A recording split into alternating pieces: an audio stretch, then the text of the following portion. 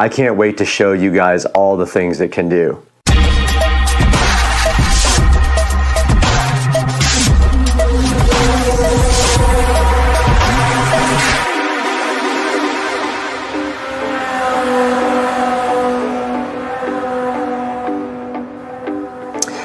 Here's the outside of the box of the VESA before we go ahead and take a look at it unboxing. It's very cool looking. It's got like a crystal top looking thing. It's got a power button and a USB Type-C charging port on the front right here, as you can see. It's got a lid on the top that you just press a little button, it pops up. And then this whole thing comes unscrewed from the base and it becomes a cup. And they give you some cool little straws to work with as well when it converts into a cup. Now this is the model A9. You can find it on the Amazon link in the description below, so please order it from there. And also anything else you want to order from Amazon, click through any of my links. It doesn't have to be the one for the actual product, and it helps the channel out greatly. This thing does use 5 volts. It charges off of a 5-volt little charging adapter. You can use anything, a computer or a little USB plug, and it does come with a short little cable to charge it. And it does have an 18,000 RPM motor as indicated right here on this beautiful green box. Guys, we are right here in front of the VESA portable blender, which was graciously provided to us from the manufacturer. And if we look at the front here, it is a 21.2 ounce blender. Comes in a really nice shade of green here, packaging. And on the top there's the label that we see. This is made in China. And it does say portable blender, kitchen, office, gym, etc. And then on the side, here's a good look at the packaging. You can see it's got a USB power charger inlet right there and a power button right there. On the back, there's the model number. It is an A3, 600 milliliter bottle capacity. It's a 7.4 volt blender. It takes 5 volt charging, which is actually just a standard USB charger, and it has an 18,000 RPM motor, guys. So get hyped about the 18,000 RPM motor. And right here and right now, I don't have the SCSR scissors because I'm still PTSD from when they cut my finger wide open. So I'm using my good old hand and not working very well with it.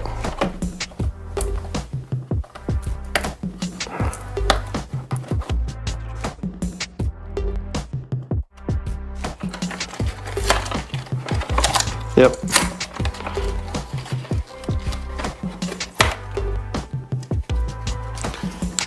And inside of the packaging right here, right now, we see the VESA portable blender coming out. Looks like the cap there. And inside the good looking portable blender sitting right here and right now in front of you. They also give you these 2 beautifully colored straws.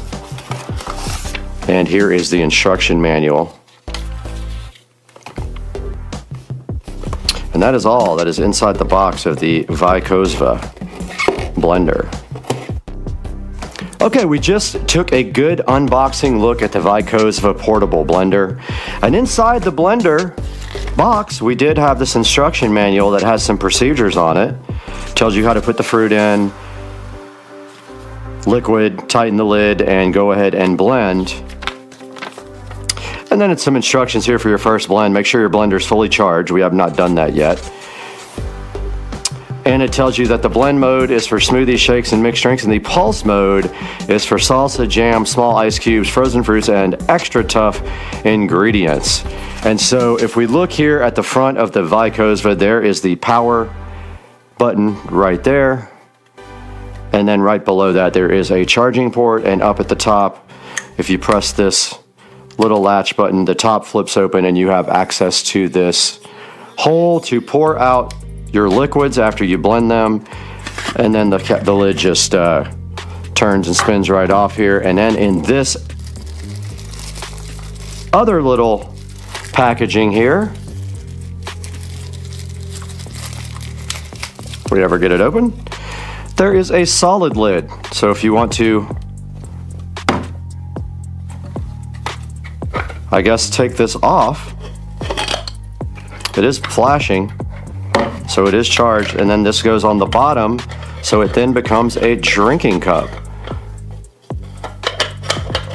Very cool. Very, very cool feature. And then this just simply screws right back on. You can see it is somewhat charged. So let's get this thing on the charger now. Okay, the VESA, or VESA, however you want to pronounce that, does come with a little small USB-C charging cable, probably about 4 inches long. And you can see right here on the table here that we presented on the channel not too long ago, we do have USB capability. So let's go ahead and plug in the VESA here. So see, we just plug in USB type A right here on our table, plug in the VESA so gently right there, and it does light up and starts charging. I love the way it has green lights around the top and then 2 red ones indicating that it is still charging.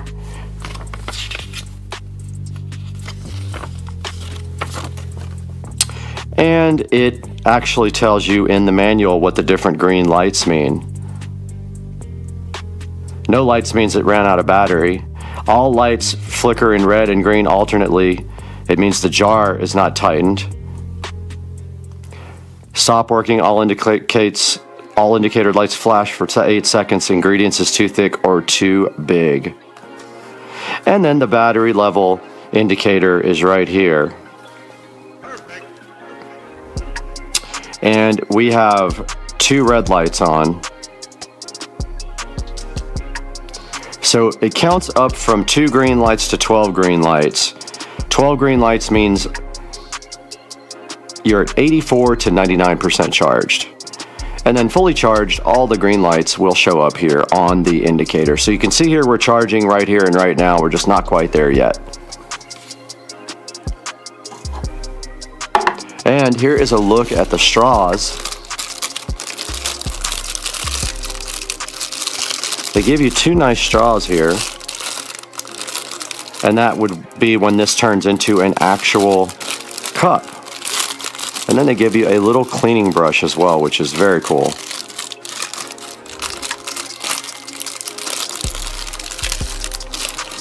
There's the 2 straws and the cleaning brush that come with the device. We do have the VESA portable blender right here, completely charged. It did come with somewhat of a charge. And these little green indicator rings down at the bottom is what lets you know if the blender is charged or not. And you can see right here and right now, all the green LED lights are on now after about 15 minutes of charging, and the thing is ready to go. So now all we have to do is test it with food. Guys, we are here in the Supercar Street Racing kitchen. Get hyped for making a smoothie. Now, we're not going to do any protein powder. I don't eat this stuff anyway because it's full of carbs, but I will show you with this fresh fruit how to make a smoothie with this electric blender from VESA. So the first thing we need to do is put some fruit in.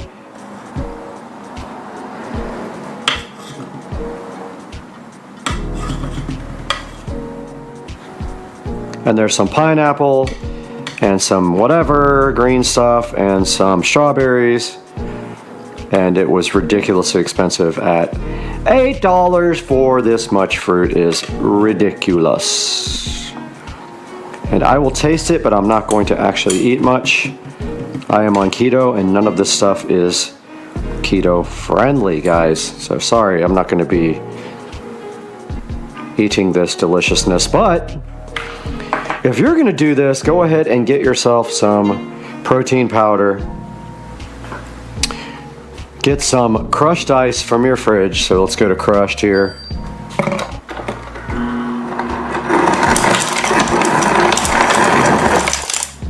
Let's stop it right there. And we have our top here for the blender to go ahead and put on. And it is good and tight, good and tight. And we can now test our blender out. Let's go. So all you have to do supposedly is push this button. Okay, it's giving us an error message saying that this is not tight. Try it again. Ah, it's still not working. All right, so we got to check the manual. Let's give me 1, 2, 3, 4, 5, 6 flashes. Let's go check the manual. Okay, from what I can see, this is saying that it is too hard to work with. There is a strawberry blocking the blade. Trying to get it out. There's a strawberry right in the way. Yeah, I gotta get the strawberry out. I think it's blocking the blade. All right, I have no idea what I did, but it started flashing green, so let's try it.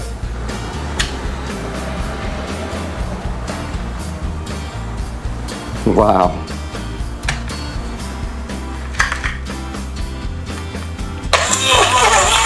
All right, I had to turn it upside down.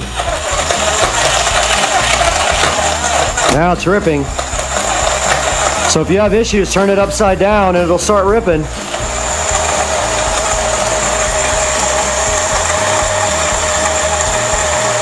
And there it goes, guys.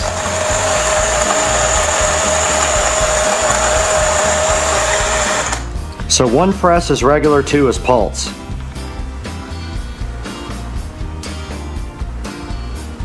I don't know, it flashed yellow.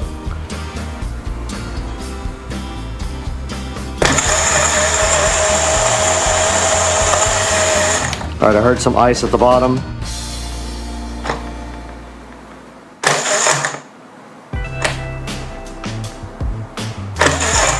Yeah, it's having issues, man.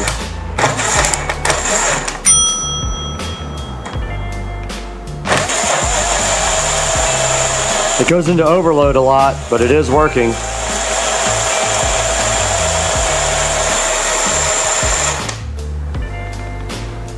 All right, this is pulse mode, supposedly. So every time you press it, it pulses. All right, that's good enough to test this. We got our stuff blended up. Let's try it. Now that our liquid is all blended up in the blender, let's go. We got to press this little button to get it open. It pops open and we have our straw to test our smoothie with. Let's test this.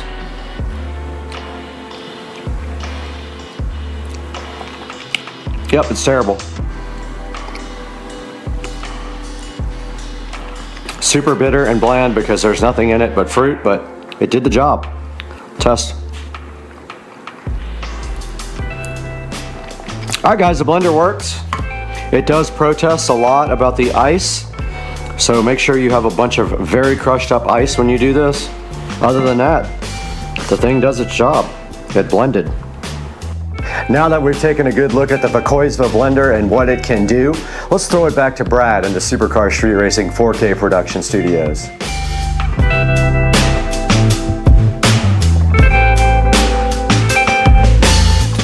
Welcome back to the 4K production studio once again, and today we have been provided with this VESA. It's very hard to pronounce and I don't know the correct pronunciation of it. Personal blender, and this guy is a rechargeable blender. All you have to do is plug this thing into USB Type-C until all the green LEDs around the bottom are completely green and it is 100% charged. Now you can see this thing does have a 4.2 star review.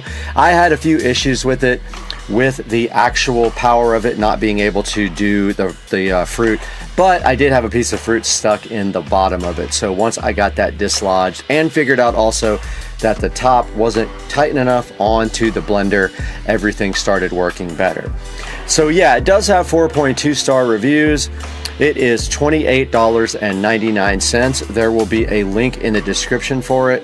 Overall, I'm pretty happy with it. It does the job. It's great for making little smoothies or whatever for your nutritious, delicious meals. So go ahead and order up the VESA personal blender from the link you see in the description. And anything else you might want to order from Amazon, click any of my links to order anything from Amazon, and I get a little bit of a credit for it. And it helps out the channel greatly because we lose money on the channel, as you know. And this is just a hobby for me. So help the channel keep going, help Supercar Street Racing be strong. Go ahead and like and subscribe, and we will see you guys next time on the next episode. I'm out of here. Peace.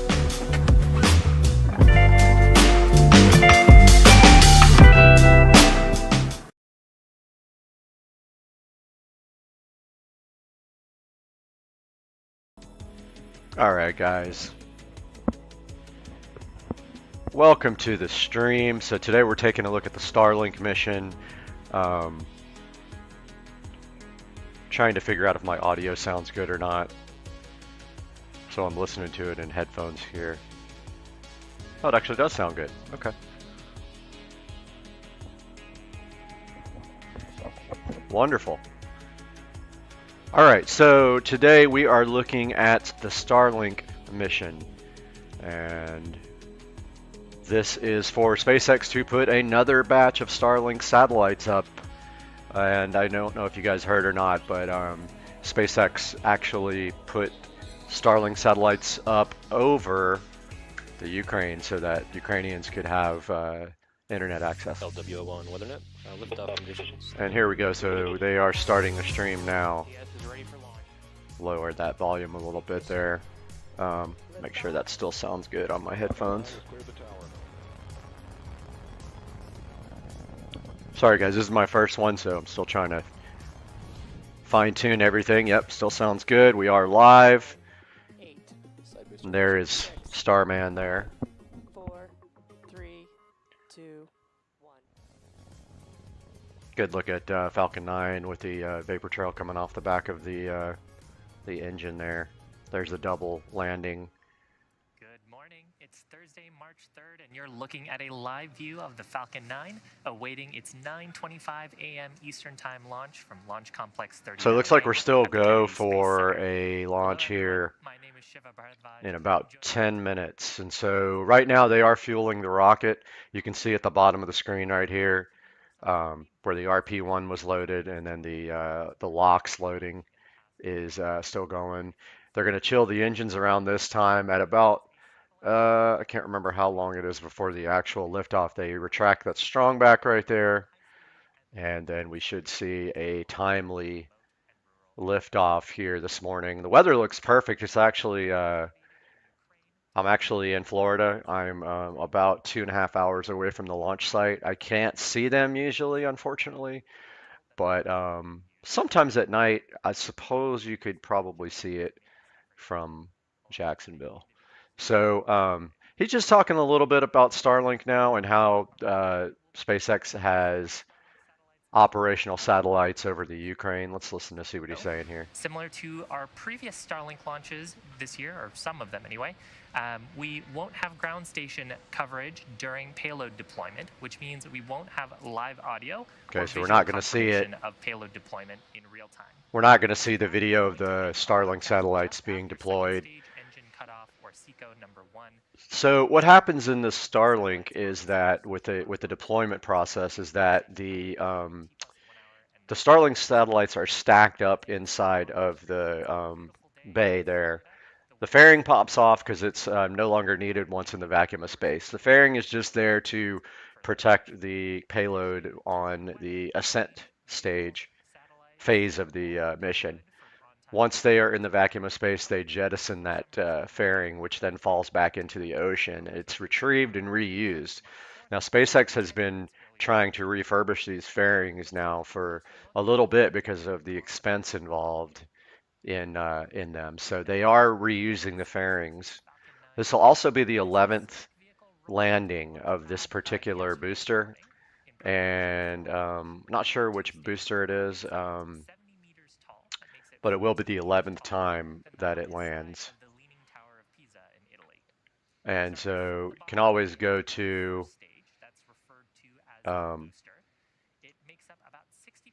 can always go check out like launch schedule.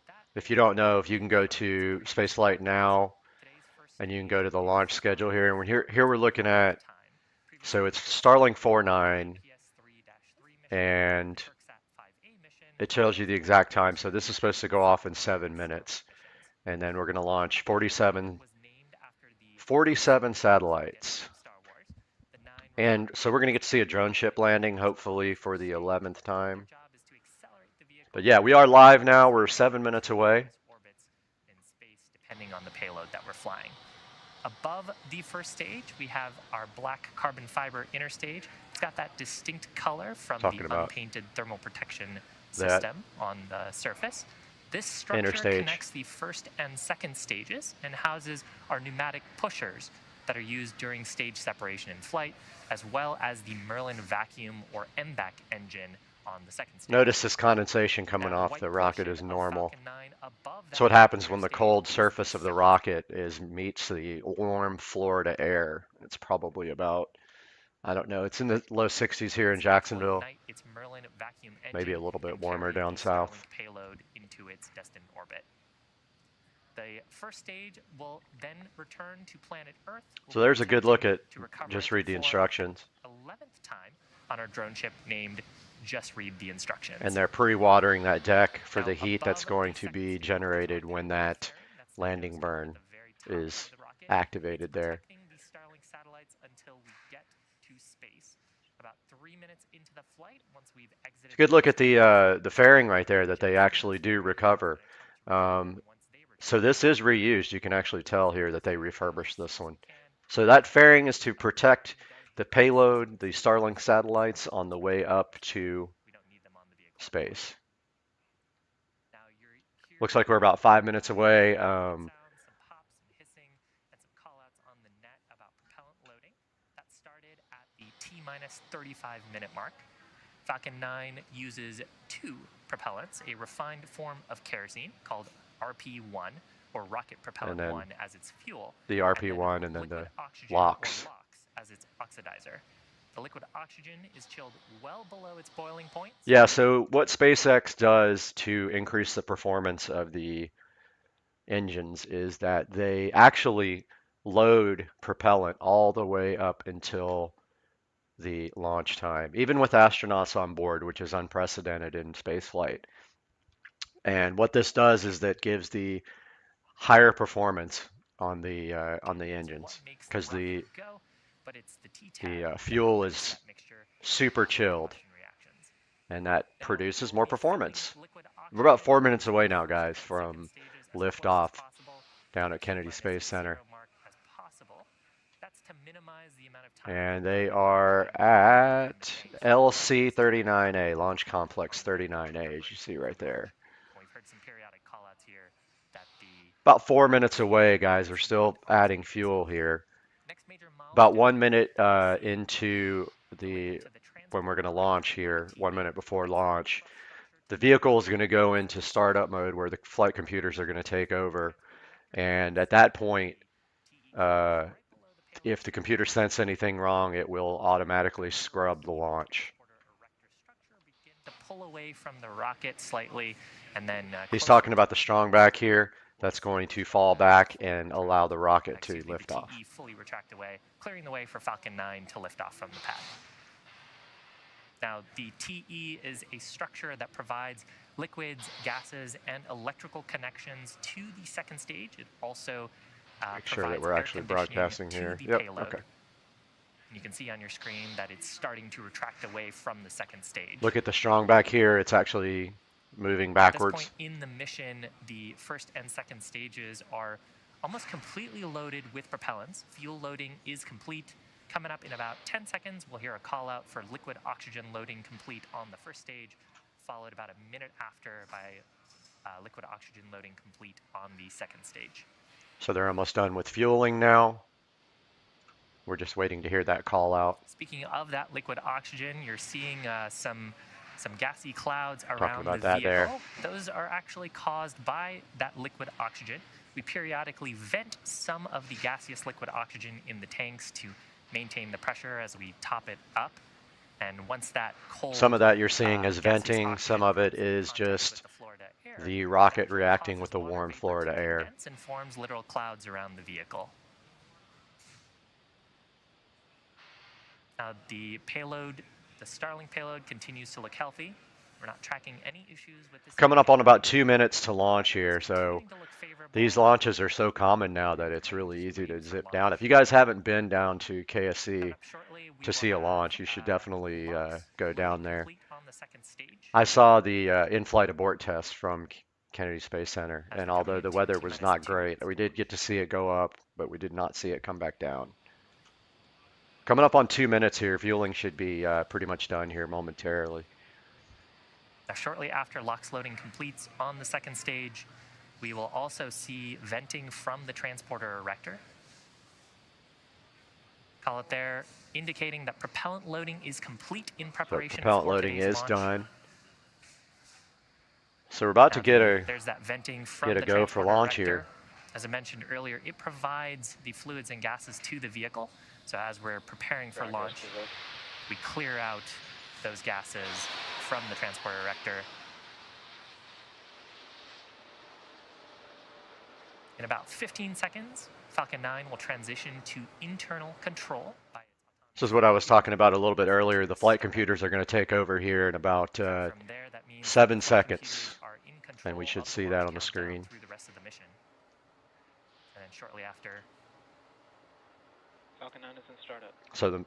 So it's in startup now. Then we see right here, flight computers are taking control. Let's listen to this amazing set of sequences here. From the launch director. We should hear go for launch here momentarily and see some exciting lighting of a candle.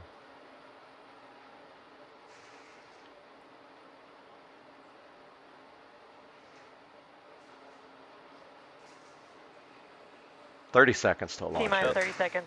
LD, go for launch. All right, we just got to go from the launch director. LD is launch director. To go. Launch director giving their final go for launch. Let's watch the final seconds here of terminal count as Falcon 9 takes these 47 Starlinks to low Earth orbit. T-minus 15 seconds. We got 15 seconds to launch unless we get a scrub 10, here. 10 seconds. 8, 7, 6, 5, 4, 3, 2, 1, 0. Ignition. All right, our telemetry is on the lower left-hand side there.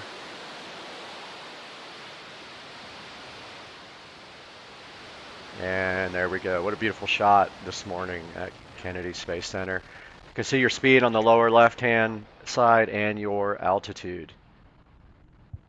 Now here, coming up here shortly, we are going to see this vehicle reach max Q, which is the maximum stress and aerodynamic pressure that are exhibited on the vehicle.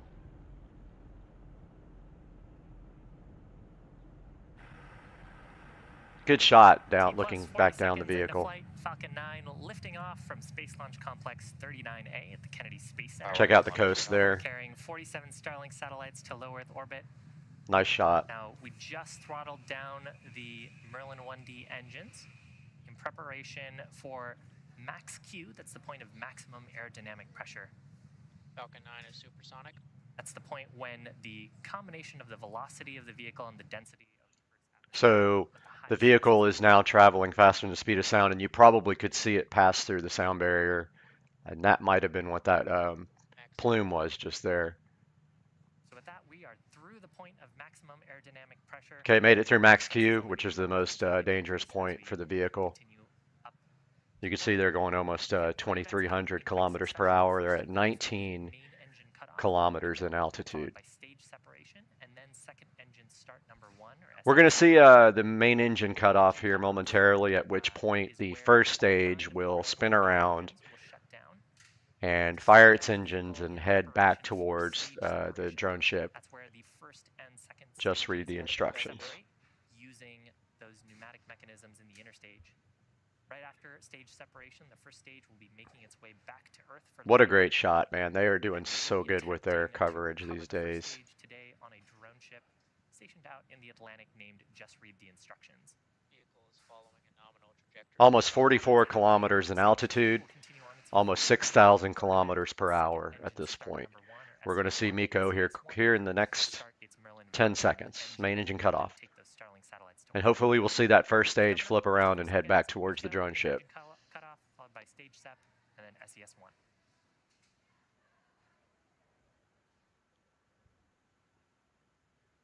There's main engine cutoff. Now we should see that shot from the vehicle. There goes first stage. You can see those the engine firing. Fairing deployment as well. There we go. Stage startup. So stage 1 is headed back to Earth now. We can see So there on the right-hand side of the your telemetry. screen, There's your satellites grid fins. seeing space for the first time. There's a shot of the Merlin vacuum. You can actually see the fairing halves heading back to planet Earth. And on the left of your screen, You can see the fairings dropping off and heading back down as well. But on the left side, we've got stage 1, and we see our grid fins. You're looking down towards the bottom of the rocket here, and we are going to have an entry burn. What that means is that thing's coming in hot, so the entry burn slows the vehicle down enough where it doesn't burn up re-entering the atmosphere. On the right-hand side, we see the Merlin vacuum engine performing amazingly, and we can see the stage 2 telemetry on the lower right-hand side. We are not going to see the deployment of the Starlink satellites today because they won't have tracking station available. So on the left side, you can see those coal gas thrusters orienting the rocket as it makes its way back down to just read the instructions. So those grid fins, basically what those are to steer the rocket when it gets more into the denser part of the atmosphere. Those things are worthless in space, obviously, because they are air-based fins. So until the rocket gets into a place where there's more atmosphere, they're kind of worthless. On the right side, we can see almost 10,000 kilometers in speed as this thing makes its way up to a final speed of, I don't know, 25,000-ish miles per hour or something like that. And it's 165 miles up. Left side, we see stage 1 headed back down towards just read the instructions. And we do see the ocean there underneath. Still traveling at 6,800 miles per hour, and it will have to have an entry burn here shortly to slow the rocket down substantially. You can see our altitude's dropping though. We're at 129 kilometers now on the stage 1 on the left-hand side. On the first stage are actually optimized for sea level. Still gaining speed on the second stage though. We're at 11,400 kilometers per hour, almost 183 miles. On the left side, we still see stage 1 heading back down to just read the instructions. And it's traveling, actually accelerating in speed, but we're going to scrub some of that speed off here shortly with a entry burn. It's going to fire those Merlin engines and slow down quite a bit here. You'll see on the little clock timeline there when that hit entry burn. We'll see our entry burn on the left side. And as we get back into the Earth's atmosphere, the first stage only uses those grid fins. Now the only thing that's going to keep this guy from burning up in the atmosphere is this entry burn. If you come in straight down like that, you would literally burn up in the atmosphere.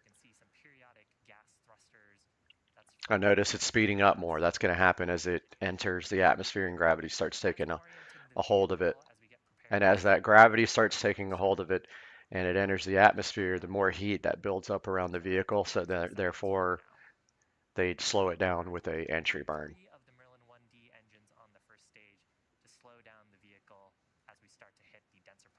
All right, we're at 70 kilometers in altitude for stage 1 now. And we should see those rockets fire, those engines fire right now on stage 1 on the left. Right in here somewhere. There we go. So there's the entry burn. Notice the speed dropping substantially there. So that's what the entry burn does. It brings that speed down enough so that this vehicle can withstand the heat and the atmosphere coming in. And notice we're still at 39 miles, or 39 kilometers, sorry, in altitude there. And the right side's almost 17,000 miles per hour, getting up to 25, 26,000. I'm saying miles per hour, it's kilometers per hour, sorry. Used to the standard system. As we enter into the thicker parts of the Earth's atmosphere. Okay, we're at 5,000 kilometers per hour. The exhaust plume from that entry burn, we actually deposited a layer of soot on the rocket. Notice those grid fins starting to steer the vehicle now. Well, we lost our feed on the left, but as that vehicle gets closer and closer to the atmosphere, those grid fins can have more of an effect, and so you'll see those actually working more. And it's too bad we may not see stage 1 at this point because we lost our feed. Deposited onto the vehicle. Now coming up about 20 seconds from now, we'll have landing burn on the. So 20 seconds away from the landing burn, as you see right here. And then Seco is second engine cut off. Now we should, hopefully we can see this, but it looks like we're going to miss the landing burn. So it's going to be an uneventful feed here. We may just get video of when it's actually landed. We may not have live video from just read the instructions here, which is a bummer. All right, it says that we have landed. Well, actually the speed's still scrubbing off here on the telemetry. So we should see that landing. We're not going to be able to see it. There it is, live from just read the instructions. 11th landing of this particular booster. And of course we lose the satellite feed because the instability of the antennas on the ship as the. And so there we go, guys, 11th landing of this particular rocket, and it has hit the X marks the spot. So another successful day for SpaceX in spaceflight, and they are going to be putting out these Starlink satellites, which we will not see. So at this point, I would say so far mission accomplished. And we're going to end the stream right there. Guys, thank you so much for watching. I hope to see you guys again on the next one. I want to do these more, and I got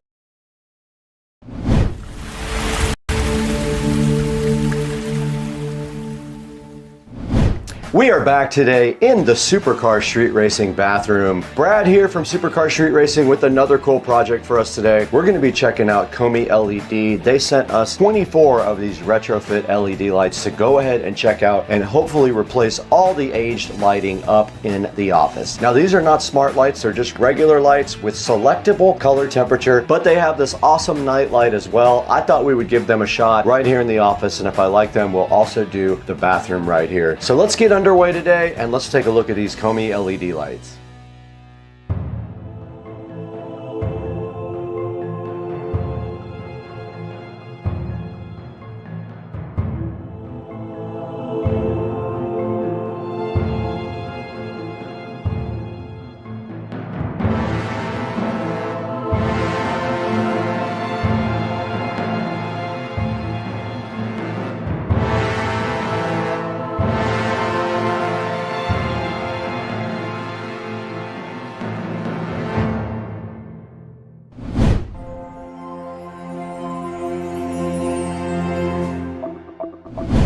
Guys, we're still in the Supercar Street Racing bathroom now, where we're going to unbox this awesome set of Komi LEDs. You can see they provided us an entire box of Komi LEDs here. There are 12 in this one box. Let's go ahead and see what is inside here.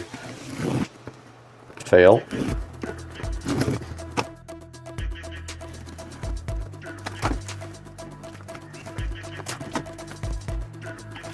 Right on top of the box, we do see a little card from Komi LED. Telling about their company, their quality control, all that stuff, how to mount their lights and things like that. And then they should just be the actual lights. Let's get these out of the box. Don't need that box where we're going. And here's a great look at the packaging on the front. It's 6-pack here of their LED recess nightlight kit, and there is a 5 color temperature selection on it. You can go anywhere from 2700K all the way up to 5000K. Now remember, when you're talking about color temperature, the lower the number, the warmer the light temperature is. Most of these lights in the house are 3200 Kelvin. Up at 5000 Kelvin, you're approaching the bluish, purplish range. And inside the box there is a nice brochure telling you here how to install the lights. And they are controlled with the switch to change it to a night light mode. There is the actual size that you have to do, 4.1 inches. And here is a look at the actual light itself. There's a twist-on connector there for you. The light is very slim, very cool looking. You should just be able to pop it into the hole, and these drywall clamps right here just clamp directly down. Now let's see what the connection method is inside. Just wiring nuts, so we just have to unwire the old lights and wire up the new lights. And checking the back of the light, there is the actual switch for color temperature. It was upside down, but you can see right now it's set on 3500K. All the way down to the bottom is 2700. That would be your warmest setting. You can't go any warmer than 2700K, which is very warm. I'll probably put them on 3000. And that's a good look at what's inside the box of the Hdmi LED.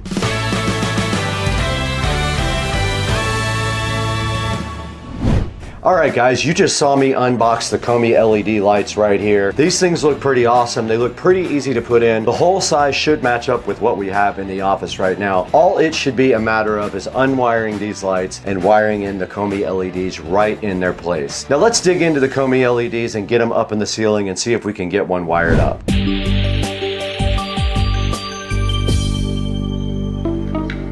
All right, it's going to be stool time again. So if I die, it's not my fault. Okay, we're up here with the old fixtures. I'm gonna go ahead and remove this bulb. Don't need that where we're going. And then, yeah, there's just two levers in here. There's just two levers there that keep it inside the ceiling, and it should just come right out.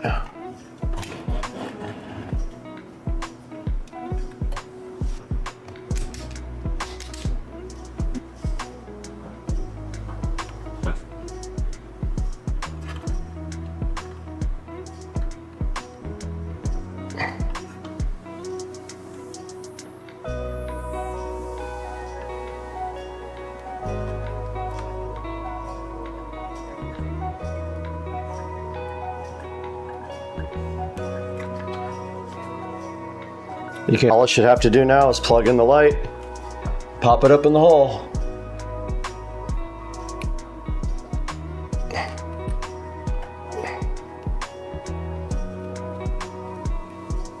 And it is on 3000K. And then you just pull these springs back, just like that. That one's done. 5 minutes. Oh, it's on nightlight mode.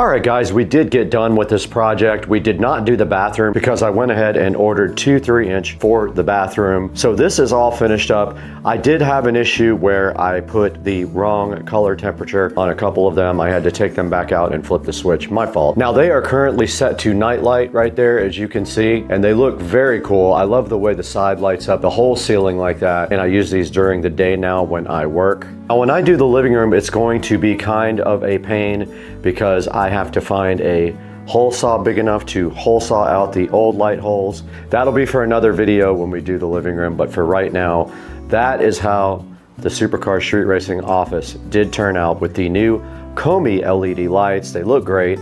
I'm so appreciative for them, and I'm appreciative to Hdmi LED for sponsoring Supercar Street Racing. Now let's throw it back to Brad in the bathroom.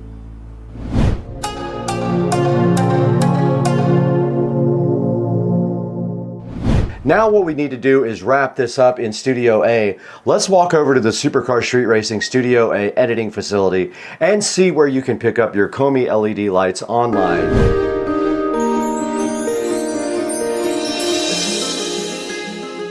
Hey, what's up everybody? Brad here from Supercar Street Racing, and you can see right here, today we're in Studio A taking a look at the Hdmi LED.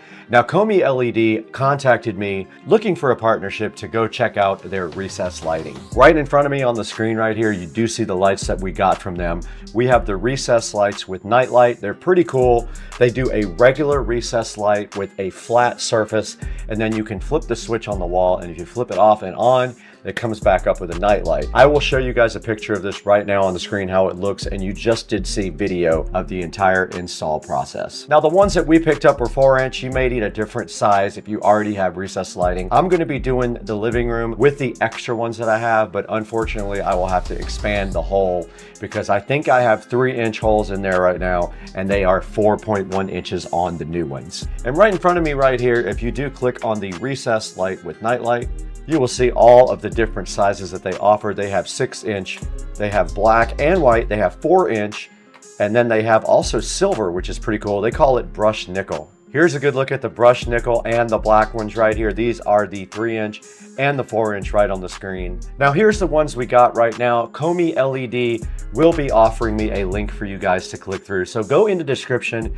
and click the link that was designed for you guys. I will link the main page also, but it would be so helpful if you guys would buy your products from Hdmi LED. These things are really awesome. They're super easy to install. It's 2 or 3 wiring nuts and just cutting a hole. If you don't have a hole, or if you have an existing hole, you might have to expand it a little bit, measure your actual hole, and then buy the light that fits that hole. And you can see right here on the screen, they have a discount by carton quantity as well. This is $119 for a carton of them.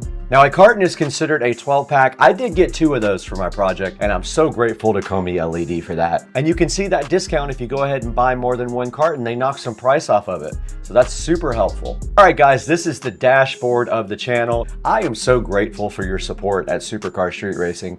We want to continue to provide you guys with cool videos of cool products and just work with you guys to get the best prices on everything.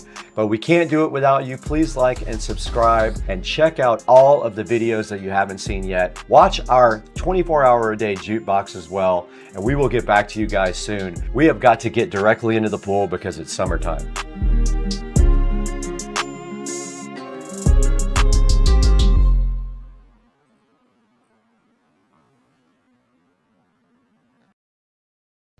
Hey everybody, Supercar Street Racing here. Took a little bit of a break. I know you guys noticed if you watch the channel that I've been gone for quite a while.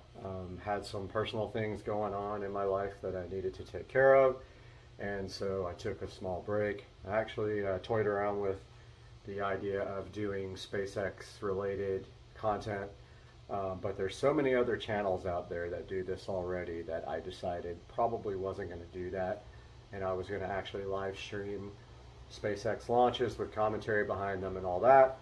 That is not going to happen now, but I did want to get back to the channel, maybe start posting some updates. Car needs a couple things and had just a couple things done, so I will talk about that here shortly. But also I think the channel is going to be renamed back to what it was again, because I'm going to hopefully get some car content going, so I hope you guys stick around for that. So just wanted to give you guys a little bit of update over what's going on with the car right now. So also shooting an 8K video for the first time and hopefully editing in 8K, but not sure what Premiere can handle. But the car does have new wheels, and I believe that was featured on the old channel. And so looking good with the new matte black powder coated wheels here. And other than that, the car hasn't given me any issues except for the radiator. Now, those of you who know BMW know that the radiator is plastic, and there is a history of those things cracking because this car is 11 years old. So decided, had a few weeks left on my factory warranty, decided to go ahead and pony up and get the Mishimoto. So as you can see where the coolant was leaking there, but this is a Mishimoto radiator in there. Waiting for one hose that was back ordered for 7 days that they patched together, but the car does have an aftermarket radiator. No other modifications have been made to the car except that. In the next couple of weeks, I'll be ordering the digital ID4 display, which replaces the analog gauges here and is programmable. But for now, what I'd like to do is concentrate on what today's task is, and that is I want to get all this chrome trim here, or polished trim, or whatever you want to call it, metal trim, to matte black. So what we're going to do is go through the process of how you do trim. It's different from emblems because you on emblems you just, and these lights even, you just spray all the way around them with a big square and peel them off. Well, these guys you have to tape off, and then you have to spray a wet coat after you've got about 3 coats on it, and then peel your tape while it's still wet. What happens is the Plastidip on top kind of softens the stuff on the bottom, and then it allows you to get a sharp line. Otherwise, you start peeling dry with the tape, you're going to pull all the Plastidip off. So the first thing I'm going to do is clean this stuff. So I'll get back to you with that.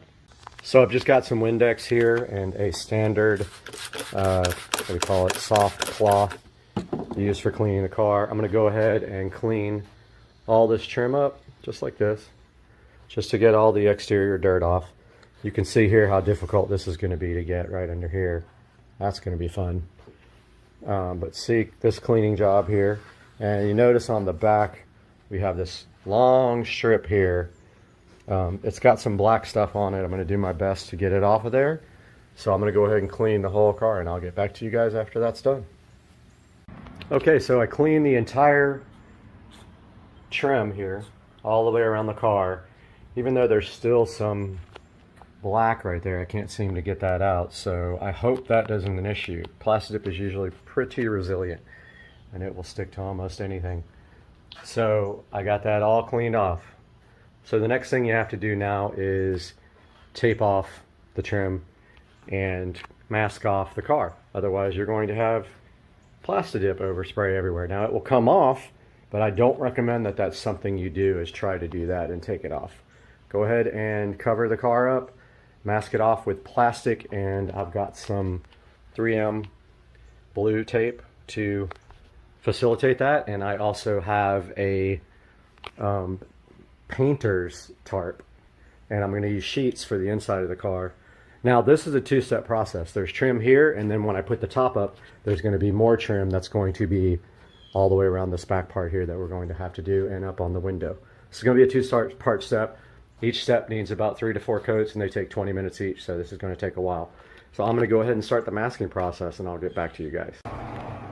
Car had to go by, of course, but we're back with a little update. So I just want you to be prepared that this prep process is very time consuming, and I know why I started doing this one time and then quit. Now the other problem I'm having is, of course, this tape sticks to literally nothing. It doesn't even stick to itself, as you can see here. So you're gonna have to do your best to get everything taped and hope that your tape actually sticks. Mine does not, and that's becoming a huge problem. So what I've done here is I've got some sheets on top of the car like this. I'm going to tape around, and then down at the bottom I'm going to be doing this plastic drop cloth. I'm going to work on that, and I'll see you guys shortly. Alright, so a little update for you guys. So I've got most of the top taped off, except where you can see here the tape does not stick to anything. It literally will not stick. It sucks. but I wanted to give you an update on how I see this happening. And you notice here, again, the tape is not sticking to anything. So before I hit that coat, I'm gonna have to go around and push everything back. But here's what I did. On this side, I tried doing it without rolling the windows up. And I wanted to do a little experiment on this side and see if I should roll the windows up. And then I figured out it's hard to get in these seams where the trim rubber is. But then I had this idea to take my little trim removal tool here and just kind of push it into the cracks. It works so much better than trying to, like, originally I was trying to get the tape into that seam. This just absolutely destroys that. So I use this little trim removal tool and I just push it down in the edges there. And anywhere it's like extra, if you can just like push it in there. Now don't forget, this is all going to be in view. If you have tape lines, you're going to see them right here, and then actually you probably can go up this way too to tuck it under. It works awesome. Can't believe I didn't think of this beforehand. But you see, like right here where the edges go in there, I mean, there's a little bit of a gap right there. Hopefully you don't see that. I'm really trying to get that fixed. But now the issue I have is that the tape is all coming up, and hopefully it sticks right here where it matters most. But yeah, you see here like where the edges are? If I run this up, it should tuck the tape underneath there. This is a hard area right here. It's not sticking to anything like up here. Hoping that this just will stick long enough for me to spray the car. But I still have to do the bottom masking, and I've got the plastic ready for that. So I'm going to first finish this side up here and around this mirror, and then I'm going to start masking off with plastic. All right, no, yeah, I agree. This is the most cluster FS I've ever seen in my L. I mean, life isn't even a curse word, but... So, this stuff here, you want to shake it for like 1 minute straight. Get some practice on other stuff. And then I'm going to show you guys how to start this process. Get all your tools out of the way like I didn't. Those over here. Oh, oops. Well, I guess I just lost some scissors because they fell into the tray. So shake that for like 60 seconds and then I'll get back to you. All right, so very important with this Plastidip, even though this isn't legit Plastidip, it's Rust-Oleum, is that your first spray, and sorry, I'm working with one hand here, your first spray needs to be out in the open to clear. This is every time you start a new coat, out in the open, spray it to clear the nozzle, and then run your fingernail over it too if you've already done a coat so that you clear it out. And then you can start your first coat. So this is like me ruining my car. Okay, so first coat is light. It may not seem light from what I'm doing, but it is, trust me. And if you miss some spots, it's cool. And like under the mirrors here, this is a difficult spot, so nobody can see it, but you still have to paint it. And so check this out. So watch this. So, you know, it's not going to be completely covered the first try. And don't forget, you're going on an angle, so you got to do the angles too. Otherwise, somebody will see the top and the bottom. So do the angles. And if you're properly masked, you won't see this. And so just, you know, I mean, you're on kind of a flat surface, so it's not going to run, hopefully. But you got to remember that first coat is just, and look, the tape is coming up as I speak. That first coat is just that, first coat. So if you don't cover everything, don't worry about it. Just be like, go easy on it.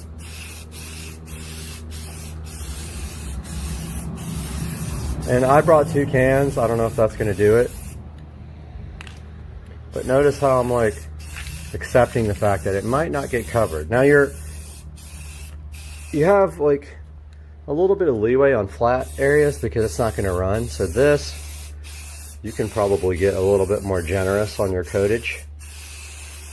Is that a word? So this is how I'm going to do the rest of this coat.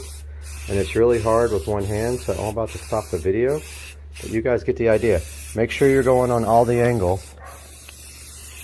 Remember, this can be seen from every angle. So you need to be like thorough on your... See how I'm cutting at this from every angle?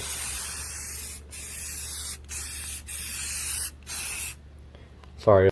Alright, so at some point my video cut off, so I'm just trying to tell you guys that you want to get all angles.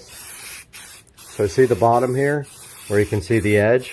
People can see that, so you want to get from up here, and I know my camera keeps tracking off in the distance, and you also want to get from down here. So get the top edge, and then the bottom edge. Beware of drips, but at the same time, you've got to get these edges. See how that covered that whole edge there? Don't go too crazy on your first coat. Your second and third coats will stick more. Okay, so, I mean, yeah, you see how that isn't covered on the underside edge? With that, like this. And if you got any issues later, you can always touch it up. But look, see that? You got to get that edge. And then underneath here, where people can or can't see, you still got to get that. And then cover this top edge. See that? I know my camera, it's really difficult because it's such a small field of view. But that's the first coat, and I can already see where we missed this edge. So come back and get that whole entire edge on the bottom. If you don't, people will see it. They're going to be calling you out on your work, and they're going to call me and be like, dude, what happened? Alright, we'll be back with the second update. Let this dry for 20 minutes. Alright guys, so the timer just went off. Evidence. So we're headed outside to the garage to do coat number 2. Always remember, like, on your second coat. So the goop can get caught in the nozzle. So scrape that with your fingernail. Take it a little bit. Walk outside. Give it a good spray. Start coat number 2. Oh, coat number 1 looks so good. So let's start number 2. Coat number 2 can be a little bit more thick. Just remember, like, when you do this coat, to get the bottom edge and the top edge. Even in the places you can't see, because your passengers can see it. So let's start with coat number 2, and I'll get back to you guys for coat number 3. Alright guys, so the last coat is about to go on. So this is the 4th coat, and this coat is spray and then pull the tape while it's wet. So I'm about to do that. So it's a 4th coat. It looks amazing. I'm hoping like it stays amazing. If anything weird happens, I guess lesson learned, and it'll go on my channel, and that's just what happens. So many golf carts in my neighborhood. Alright, so I'm about to do the 4th coat and then peel. Alright, so I just finished pulling the tape and issues. So overspray right there, and I'll let you decide. Yeah, so that just came right off. So I gotta fix that. It literally peeled right off of there. I don't know if I'll be able to fix that properly, but I'm gonna try. Right there. Issues. Issues. Issues. Overspray. Overspray. Now, mind you, this will come off, all this overspray, but these little missed spots will not. Missed spot right there. Overspray. Overspray, even though I masked. So I'm about to work on that, and then I will work on fixing the issues that didn't get covered. Alright, so I just got done touching up all the spots that I thought had issues, but I'm sure I'll find more as the days go on. But here's a good look at what Some of it's still wet, by the way, and I see right there I got an issue. I'm gonna have to fix that. And right there, so those are still bad. The problem is once you have an issue, it's hard to cover that up with a fix. And clearly on camera you can see that there's some kind of white spots there, and I guess I can work on that later. But as you can see, like, okay, there's also an overspray right here, but that'll come off. It comes off easily. Overall, I mean, that look is 1,000 times better than the look with the metal trim. But I still have to do the whole top of this once the top closes.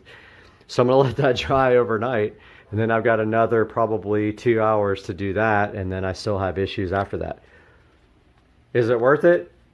I'm not sure. Gonna have to see what happens after I'm totally done to see if it's obvious. And I'm a stickler for perfection, so I hate these little metal edges showing and all that. So I'm gonna continue this tomorrow with the second part, which is when the roof is up, and I'll see you guys then. All right, it's the next morning. Went ahead and put the top up. I drove around last night. There's some imperfections I need to fix that we'll do later. But now you can see with the top up, now I have to finish the rest of this enjoyment. So I'm gonna start taping this off right now, and I will update you guys as I get closer to being ready to do this. All right, I got some music playing. Hopefully you don't get immediately copyright struck and demonetized because it's playing pretty low, but I got one side taped up here. As you can see, it's super fun. It takes forever, and yes, I did it, and there you go. I'm gonna work on the other side now.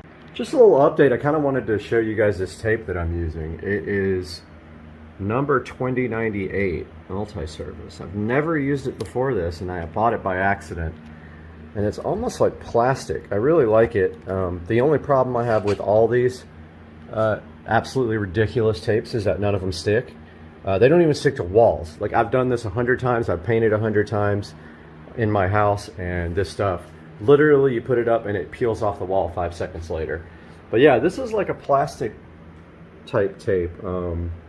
So give that a try if you ever need to tape something off like this. It really works pretty good, except for the fact that it doesn't stick to anything.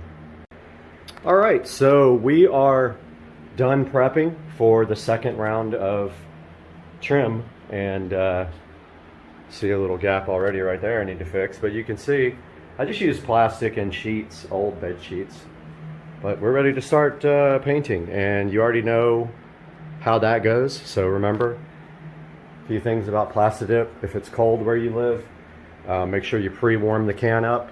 Just run it under some warm water for a little bit. Also, on your first spray, make sure you spray away from where you're actually going to be spraying, so you clear the tip of the can. And 15 minutes between recoats, 4 coats total. Your first coat is light, your 3 coats after that are heavy. And make sure you shake the can very well. So this is a brand new can here. Shake it good for about 1 minute, and if it's cold, which this one is not, it's been sitting in the garage, then make sure you warm it up. But yeah, I'm gonna go ahead and start. All right, guys, well, we are on the 4th and final coat, and this is the coat where it goes on wet, and then you peel while it's still wet. So if you don't do that when you start peeling, if it dries, you will take the Plastidip right off the trim. The only time you peel when Plastidip is completely dry is if you're doing logos or lights or anything like that. You make a square around them with tape, and then you peel dry, and it will peel off around the edges of the emblems or the lights. With trim and with tape, you have to do it while it's wet. So if you've tried it and you've had bad luck, that's why. So I'm gonna put a wet coat on here and start peeling.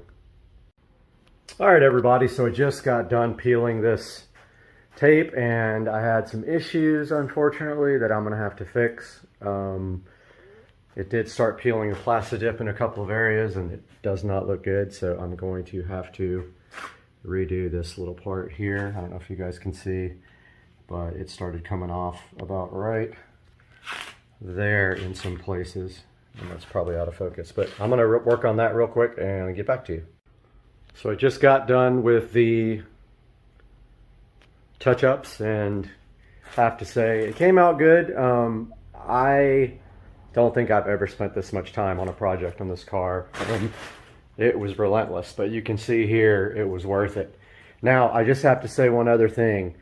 There is overspray. It will come off, but even taping everything off, I got overspray on the car, and that will come off pretty easily, and it'll wear off over time. But if you just get like a soft cloth and some, some detail spray, it will come right off. But just in the process of peeling the tape off, just remember when you do your touch-ups here, you want to peel your tape wet on your touch-ups.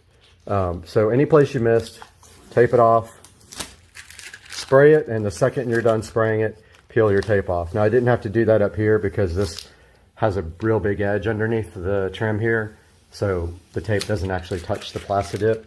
But anywhere that the tape is touching the Plastidip, you always want to peel that wet if you're touching up or on your last coat. Had some issues, of course, with mine on my last coat. I don't think I put wet enough coat on for the very last one, but that's it. Car is completely blacked out now. No chrome at all. I did all the lights, all the trim, the rear valence, the emblem in the back, the front grille, and that is that for this project. I hope you guys enjoyed it and learned something on the way. Hey everybody, this is Dave, and this is my new Tesla Model 3 2025 in ultra red. I think it looks more like candy apple red. I think it's a really good color. The front end has been redesigned, codename Highland, and I think it looks really good. I think it takes a lot from the Tesla Roadster. As we come across the side here, really sleek design here. I got the 18-inch Photon wheels, and on the interior, we got the black interior. Coming across the back here, back seats with the screen in the back here. Coming across the back, let's take a look. A lot of space back here. We got a cubby over here, we have a cubby over here, and we have our storage compartment back there. And I'm keeping my mobile charger right there with the adapter. And last but not least, if we go around the front here, inside the Tesla, we can open up the front just to give you an idea of the size of the front in the front. I don't really intend to use the front that much, maybe for some small items if I'm going on a road trip. Pretty minimalist. We've got a washer fluid port here, tow hook, and a emergency release button there in case somebody that's very small happens to get trapped in there. Anyway, I hope you enjoyed the tour of the 2025 Tesla Model 3 in ultra